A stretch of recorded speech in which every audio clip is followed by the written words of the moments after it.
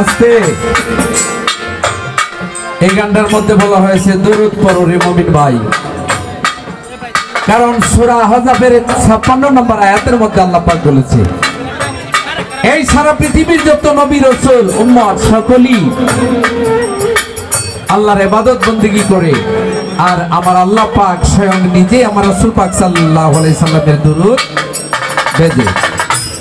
তাই নামাজ রোজা ইবাদত বندگی আমরা যাই কিছু করি কবুল করে কিনা এটা একমাত্র মালিকই জানে, কিন্তু দুরূদ যারা পড়ে আস্তে হাদিসের মধ্যে স্পষ্ট বলেছে যারা রাসূল পাক সাল্লাল্লাহু আলাইহি সাল্লামের নামের উপরে একবার দুরূদ শরীফ পাঠ করে তার জীবন হতে আল্লাহ পাক 10টা গুনাহ মাফ করে দেয়, আল্লাহ পাক তার 10টা রিজিক বাড়ায় দেয়, 10 গুণ ইজ্জত বাড়ায় দেয়। এটা আমার কথা না, যারা হাদিস পড়েন আপনারা অবশ্যই বুঝবেন।